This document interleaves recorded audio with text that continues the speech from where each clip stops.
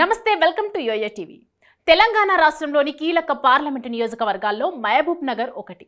CM నియోజకవర్గం ఉన్న లోక్సభ స్థానం కావడంతో రాష్ట్ర వ్యాప్తంగా ఆసక్తికర చర్చ జరుగుతోంది. అసెంబ్లీ ఎన్నికల్లో పాలమూరులో క్లీన్ స్వీప్ చేసింది.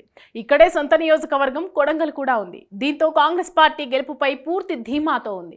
ఇక్కడి నుంచి ఏఐసీసీ కార్యదర్శి చెల్లా వంశీచంద్రెడ్డి పోటీ చేశారు. కల్వకుర్తి నుంచి గతంలో ఎమ్మెల్యేగా పనిచేసిన వంశీచంద్రెడ్డి అసెంబ్లీ ఎన్నికల్లో తన సీటును త్యాగం చేశాడు. నాడు ఇచ్చిన హామీ మేరకు కాంగ్రెస్ పార్టీ పాలమూరు లోక్సభకు అవకాశం ఇచ్చింది. ఎంపీగా గెలిచేందుకు వంశీచంద్రెడ్డి తీవ్రంగా శ్రమించారు. అసెంబ్లీ ఎన్నికలు ముగిసిన వెంటనే మహబూబ్ నగర్ లోక్సభ నియోజకవర్గ వ్యాప్తంగా వంశీచంద్ పాదయాత్ర చేపట్టారు. అన్ని నియోజకవర్గాల్లో యాత్ర చేసి తన పట్టు నిలబెట్టుకున్నారు. అతడి పోటీపై ఎలాంటి వివాదం లేకపోవడంతో కాంగ్రెస్ నుంచి గెలిచిన ఎమ్మెల్యేలందరూ వంశీచంద్రెడ్డికి సహకరించారు.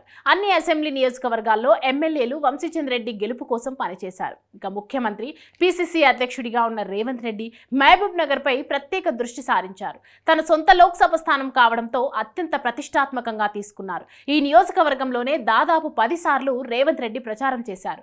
దీన్ని బట్టి ఈ స్థానంలో గెలుపును ఎంత ప్రతిష్టాత్మకంగా తీసుకున్నారో అర్థమవుతోంది.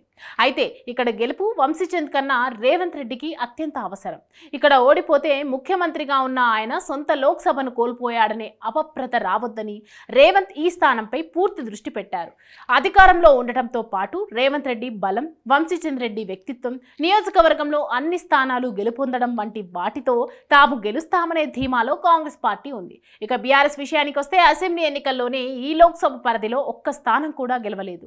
దీంతో లోక్సభ ఎన్నికల్లో ఎలాంటి ప్రభావం చూపుతుందా అనేది ఆసక్తికరంగా మారింది. సిట్టింగ్ ఎంపీ మన్నే శ్రీనివాస్ రెడ్డి ఇక్కడి నుంచి మరోసారి బరిలో నిలిచారు. అయితే ఈ స్థానంలో గులాబీ పార్టీలు ఆశలు వదులుకున్నట్టు తెలుస్తోంది. అసెంబ్లీ ఎన్నికల్లో ఎదురైన ఫలితమే పునరావృతం అవుతుందనే భావనలో ఉంది. దీంతో పోటీ కాంగ్రెస్ బీజేపీల మధ్యనే అని అర్థమవుతోంది. ఇక బీజేపీ నుంచి డీకే అరుణ బరిలో నిలిచారు. ఈమె కూడా బలమైన నేత. దీంతో వంశీ అరుణల మధ్య గట్టి పోటీ నెలకొంది. కానీ గెలుపు మాత్రం కాంగ్రెస్ దే అంటున్నారు. ఎటువైపు నుంచి చూసినా కాంగ్రెస్ దే గెలుపు అని ధీమా వ్యక్తం చేస్తున్నారు. చూడాలి మరి మహబూబ్ నగర్లో వంశీచంద్రెడ్డి ఎంత మెజారిటీతో గెలుస్తారు.